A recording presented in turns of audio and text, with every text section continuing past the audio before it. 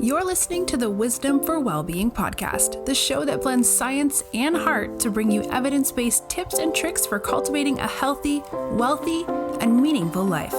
Now, here's your host, therapist, yogi, and fellow full life balancer, Dr. Caitlin Harkis. Hi there, welcome to Wisdom for Wellbeing. Today I am joined by Dr. Hayden Finch. Now, part Lisa Ling, part Reese Witherspoon, and part Mary Poppins, Dr. Hayden Finch originally hails from coastal North Carolina and is a licensed clinical psychologist, behavioral change expert, and dessert enthusiast. Dr. Finch is the CEO and founder of Arkansas Center for High Functioning Anxiety, an online therapy clinic that helps anxious and overwhelmed high achievers learn actionable, reward-proven skills to turn self-doubt into self-confidence. Duke and Nebraska educated, she is a go-getter with a passion for translating research into usable strategies, empowering others to be true to themselves, and for dedicating herself to learning and personal growth. Most recently, Dr. Finch wrote 2 books using psychological science to teach people evidence-based strategies to overcome procrastination and change unhealthy habits. Her mission is to equip people with the skills they need to master anxiety, discover self-acceptance, and find meaning in a busy life. Outside the therapy room, Dr. Finch is a waterside enthusiast, a music theater lover, and an ice cream connoisseur. So without further ado, I would like to introduce you to Dr. Hayden, Dr. Finch now. We are going to be talking all things habits, and I know that you're going to find this episode super practical. So let's dive in. Dr. Hayden, welcome to Wisdom for Wellbeing. I am so excited to be, connecting today. We've been talking about connecting for a little while and chatting through all things habits. So thank you for being here. Oh, I'm so excited to be here. Like you said, we've been talking about this for a long time. So I am really excited to have this conversation with you on your podcast.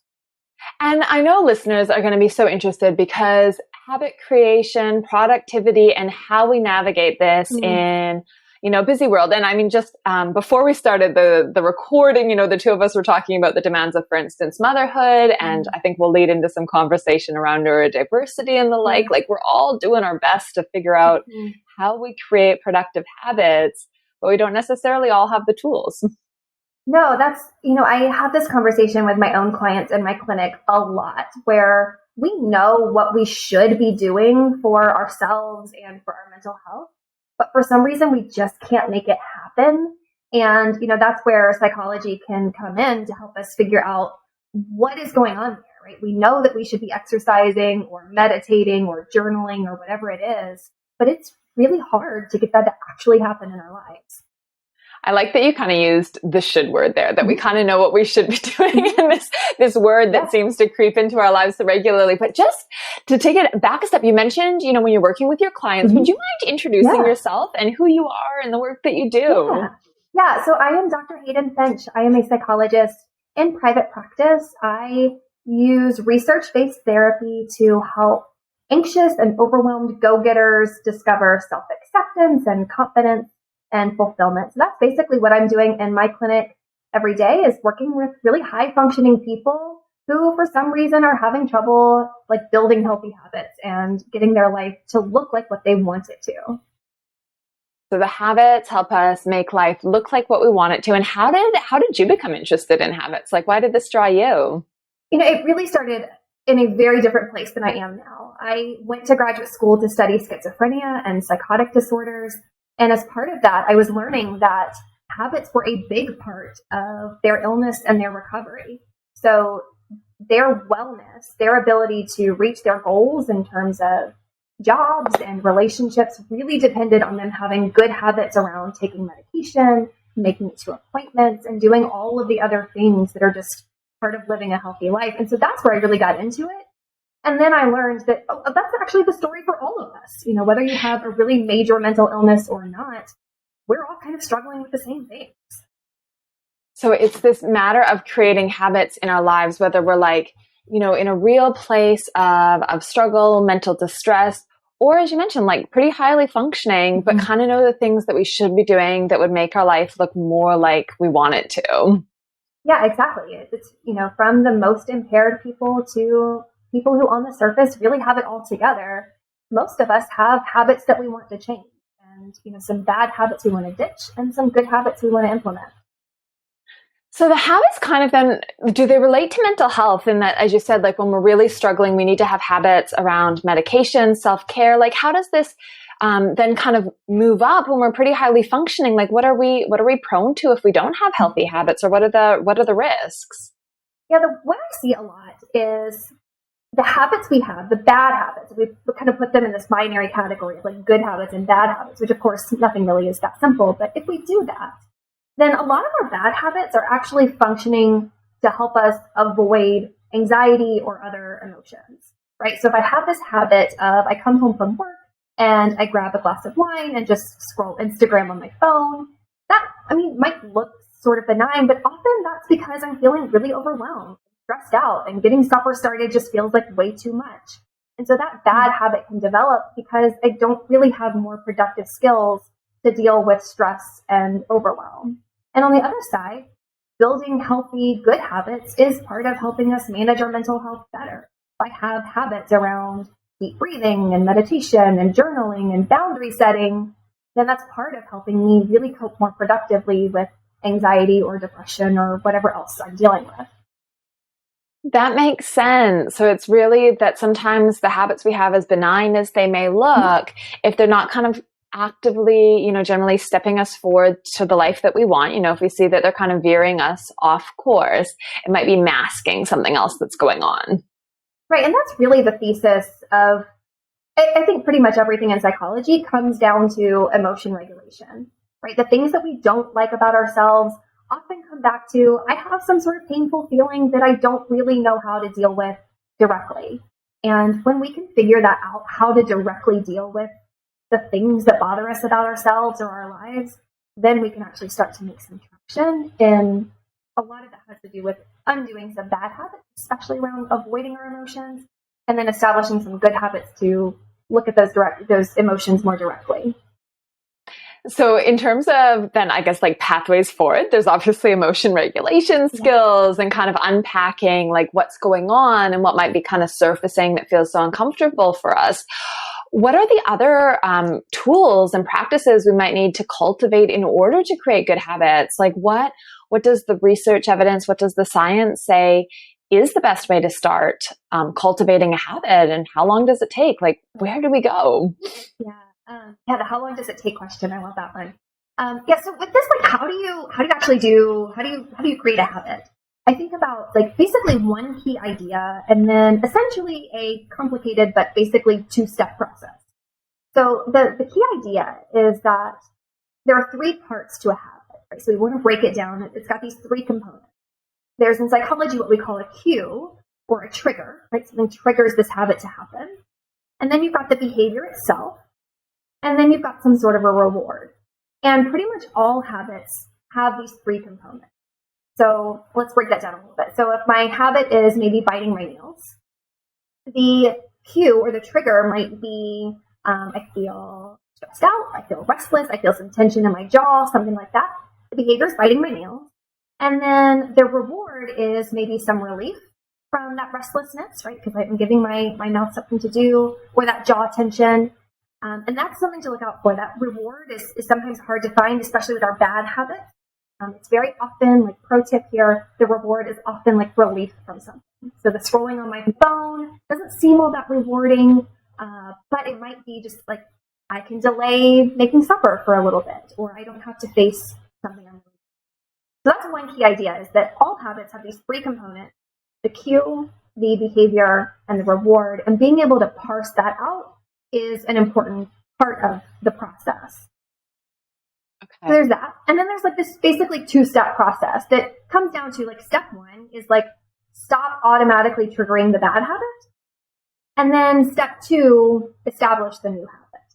And that's where you really need to know that cue, behavior, reward process, because when you're going to stop your bad habit, you need to know what's triggering it in the first place and what's the reward that I'm getting from it, because we're going to need another way to kind of get that reward in our lives. Right? If we ignore that, which is often where people kind of get hung up with habit making, we're going to basically end up back in our habit because we need that reward somehow. So we have to figure out how to stop triggering it, how to meet that reward some other way. And then for establishing that new habit, and I know this is probably bringing up a lot, we want to do the same thing, right? We want to figure out, well, how can I trigger this new habit? And what's the reward I'm going to get from that? So if relief is like this pretty regular, consistent marker that goes with some of our bad habits, what are some of the perhaps healthier habits that people cultivate to support their sense of relief? Like what would exist there? I'm kind of thinking breathing, meditation. Like are there other ones that are quite common? Yeah, those are great ones, right? They're somewhat cliche in the mental health space, but for a reason, right? Like there is a reason that all of your therapists you've ever been to are going to talk to you about deep breathing and meditation. There's just a reason for that. And the reason is that they're effective. So those certain exercise is a great one. Seeking social support, having someone to talk to, journaling, so getting those thoughts out of your head and onto paper where you can work with them. Basically all of your, what we know are our good coping skills are going to be good things to put in there in place of, whatever your bad habit was. So how would we, for instance, set up the cue then? Like in the example of someone who's coming home at night, grabbing a glass of wine, hopping onto Insta and scrolling, maybe because they're feeling overwhelmed and it just feels like there's too much to do, kind of relief from stepping into the kitchen chaos, whatever that might look like. Let's say that the intention was to create a habit around coming home and starting, some deep breathing exercises. How might we plant a cue? Like what would be an example that we can all kind of get into our heads as to this cue implementation? Right. So I need to know what cue is triggering the wine, right? So that's probably just like walking in my door, right? That's probably the first cue because it's so habitual and so automatic. But then maybe it is walking over to the cabinet where I keep the wine glasses or something like that. So we need to pick out, where does this habit really start? And pull it way back to where we think it really, really starts. And then put a cue that's going to trigger the new habit in its place. And so in this case, if I'm trying to replace wine with maybe a deep breathing exercise, maybe I put a Post-it note on the door in the garage where I come in the house. The Post-it note, deep breath here, right? And that's going to cue me when I walk in the house. Like, oh yeah, don't head straight for the wine. Do some deep breathing first. So you can do some really simple things like that. Put it on your steering wheel when you're driving home. You can do some things like basically you want to put something between yourself and the bad habit. And it can be something often like physical, like even just a reminder. It can be a reminder on your phone to sort of cue you, like remind you to do this new habit instead. I love that it's a physical reminder, particularly at the end of the day, we all know what it's like to have that cognitive load. Yes. Our ability to kind of self-prompt or kind of move ourselves along at that point, at least for me, pretty limited. So this physical reminder sounds really vital. So whether you mentioned the sticky note on the door, a reminder on the phone, and phones are pretty sophisticated now, whether it's like a watch or a phone that can even give you a location-based reminder. Like there might be some creative ways, not to complicate it too much, but just so listeners kind of go, okay, what do I need to do? So with that, we kind of talked about motherhood and kind of like the load of that, but also like everyone does have attentional differences, and we're neurodiverse creatures. So how might we kind of take into account like our strengths and our struggles in this process? If you don't mind sharing like your wisdom around this. Yeah, I think the biggest thing is that we need to exercise some self-compassion, right? Like setting healthy habits is harder than it seems like it ought to be. And that's just a fact. And it takes longer than we think it ought to. That's just another fact, right? You asked earlier, like, how long does it take? It takes a really, really long time. Like there are these, these cliches about, it takes 21 days to establish a new habit, or it takes 30 days or some other arbitrary number. No. It takes like a really, really long time. And I'm being vague about this on purpose because the research says like somewhere between like, 2 weeks and almost a full year. depending on the kind of habit that you're trying to set and how consistent you are with it. So it takes a really, really long time. So we need to just have some self-compassion that this is going to be hard. We're going to mess up a lot. We're going to fall back into old habits, and it's just going to take a while. And that's really where we need to start. And then the biggest thing is really allowing ourselves to experiment with different things, different strategies for reminding ourselves and different ways of getting into the habit. I really take that approach with a lot of things of just saying, like, I don't have to know what's going to work for myself up front. I can conduct some experiments and learn about myself and what's working for me right now. And that may change down the road too. I love the idea of conducting experiments to learn more about ourselves, that it's this process of self-knowledge that we're cultivating in this journey. And you also highlighted that it's normal to kind of fall off the wagon, so to speak, that there's going to be failures. We'll lose the habit. We'll miss it a day here or there.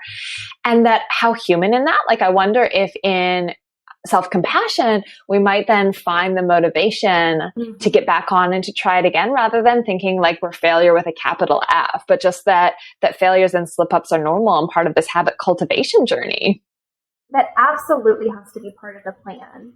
If we're going into it with some perfectionistic ideas about, just being able to do magical things, we're setting ourselves up for failure. And a lot of my clients know that and yet still can't restrain that.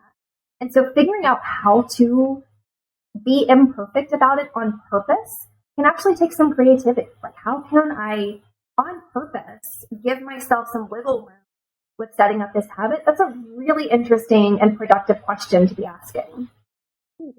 That's really interesting to like almost try and like anticipate that in advance then and ask that question. So with that, so we're kind of going, okay, we're going to be imperfect. We're going to be like looking for our cues, our behaviors, and kind of what's being achieved by this, like be it the sense of relief in the case of some unhealthy habits, and hopefully in the healthy habits, kind of aligning more with the person we want to be and kind of where we want to go. One common habit that people have is the to-do list. Talk me through the to-do list. Oh, the to-do list is so tricky. Because, you're talking about neurodiversity, and there are a lot of people who really need a to-do list, but don't keep one. And a lot of people who don't know where to stop with their to-do list. And it just gets so long that it's impossible. Like, you don't have enough time in a lifetime to do everything else. So that's a really tricky one, because some people really need to establish the habit of creating a to-do list and using that to add some structure to their lives. And other people need to learn kind of what is on the to-do list and what's okay to leave off. So that was a really tricky one. How would, for instance, we do a like ADHD friendly to-do list? Because this is something that I think a lot of us are starting to language more and more, like it's something we're talking about more. Yes. How would we do something that's like, I guess supportive of attentional components? So what I see with ADHD and some similar sort of like neurodiversity there is making the to-do list kind of like too big, in a sense, like it's not too long, but it's too big. So it might have things like clean the house. That's a big thing, right? Or study for this test. That's a big thing. So it might be short and that I've only got 2 things on it, but they're 2 really big things. And what can really help is breaking that big thing down into a bunch of smaller things. When you have smaller things, you're forcing yourself to break a task down into its component parts. And then you allow yourself to see, oh, I actually can tackle this in a step-by-step kind of order. It's maybe not quite as overwhelming as I thought it was, because I can see that this one giant thing is actually maybe 5 medium-sized things, and I can tackle one of those today and one tomorrow, and by the end of the week, I'll have this giant thing. That makes a lot of sense to me. And I wonder if that probably for a lot of us, like across the board, is useful, because we get motivation, don't we, when we have success? So if we're breaking things down small enough that we're going to have success, that we're going to achieve them, we get to put that big tick mark on our to-do list. Yes. I wonder if that's reinforcing and gives us almost the dopamine hit that we need to kind of keep going. Yeah, absolutely. Being able to check something off of a to-do list is really psychologically satisfying. So the smaller you can break it down, the more you get to check off, which does feel good. And you're right, is motivating to be able to see, oh, this morning when I feel like I haven't done anything because I didn't actually get the entire house cleaned, so I can't check off clean the house, I can actually give myself credit for sweeping and then mopping and then getting the laundry started. Oh, that feels so much better than feeling like I got nothing accomplished. It's such an interesting point, isn't it? That it's like a relensing. And I wonder then, like when we talk about the habit creation and coming home and doing the breaths, like if our intention is to come home and do like 2 hours of like breathing and meditation, like that's pretty big. I wonder, as you said, like you just put the note on the door that says take one breath. And if we have that experience, maybe we'll take another, but maybe our first habit we're trying to create is simply taking like one breath, walking in the door, keeping it super small. Oh, that's one of my biggest tips. Like in terms of setting good habits and breaking bad habits, the most common mistake I see with people is that they try to bite off too much. And they try to, start an exercise routine, and I'm going to exercise 5 days a week, starting from zero. And that's just too much, right? Our bodies just can't make that much of a change all at once. Or at least it takes tremendous effort that most of us just don't have the time and space for. And so starting small, and I mean like super small, like you're saying, like one breath. Let's just start with one breath, maybe once a week even, and get really good at that. And then build from there. We want to be like, if you think about the tortoise and the hare, we want to be the tortoise, like slow and steady wins the race. So super slow, super steady. And that's how we'll actually make progress. So it almost becomes like motivation independent, like so tiny that you almost like, why would you not do one breath? Right. That's what we want to do. Start as small as possible. Get that motivation you were talking about, that reinforcement of, oh, I was successful here. Be able to check that off. That feels so good that then we are more likely to be able to repeat that versus having a giant goal that we can't meet consistently and feeling defeated by that and having to start back over. Yeah. Beautiful. I think that's really wise. And I also wonder too, we have these different stages in our lives, stages where routine and flow is easier. And maybe when we've got like a really solid routine, it's perhaps easier to create habits. There's times in our lives where things are less structured and we're trying to figure out how we might cultivate like healthy habits or moments there. Is it just a matter of then being flexible and accepting that we're going to be constantly experimenting, like you suggested earlier, and going, okay, well, this isn't working. This season's changed. And I'm like in like a very thin veil kind of referencing like early motherhood to an extent, or early parenthood, right?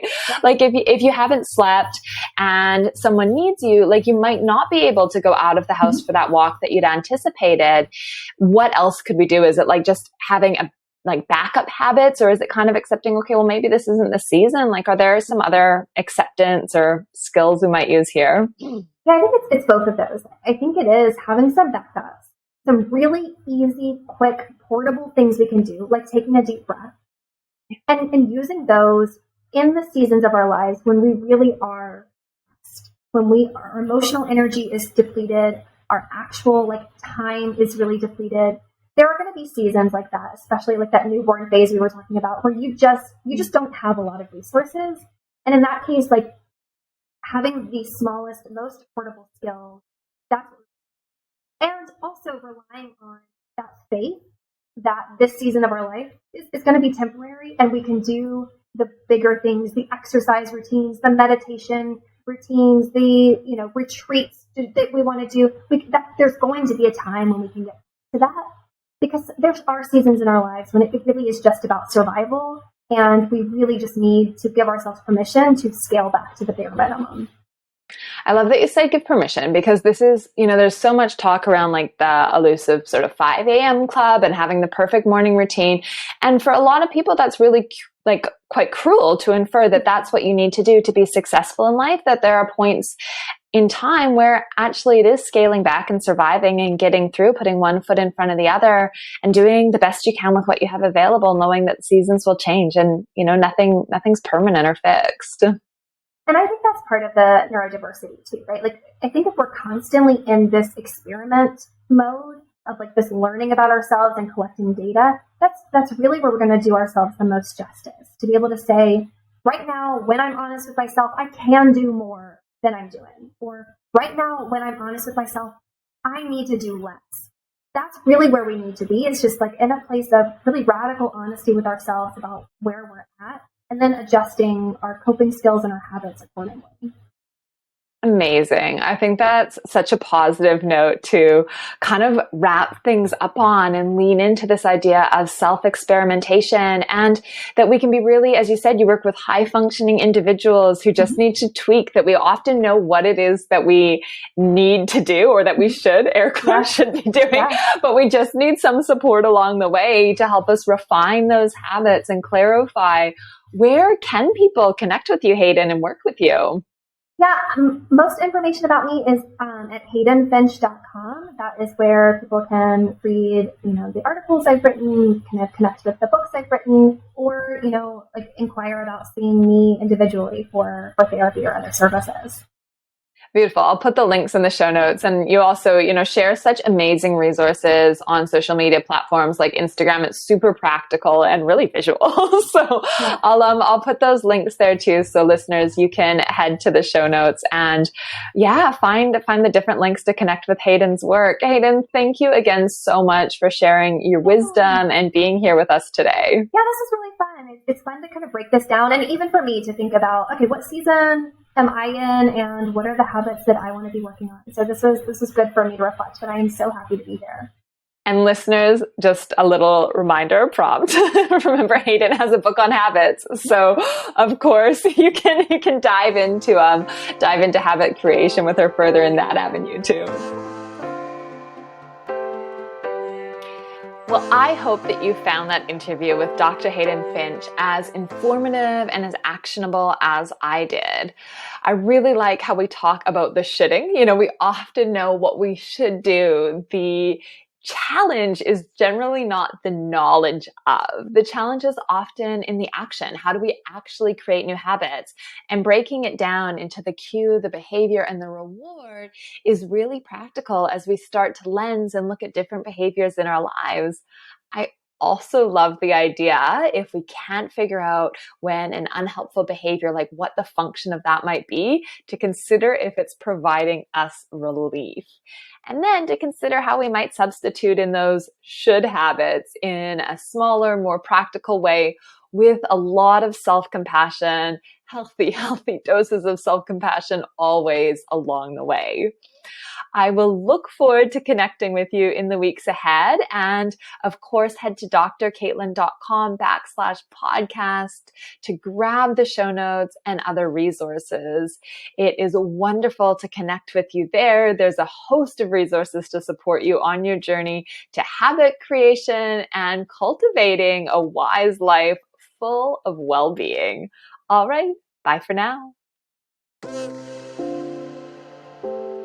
Thanks for joining us this week on the Wisdom for Wellbeing podcast. Please visit drcaitlin.com to connect, find show notes, other episodes, and to subscribe. While you're at it, if you find value in the show, we'd appreciate a rating, or perhaps simply tell a friend about the show.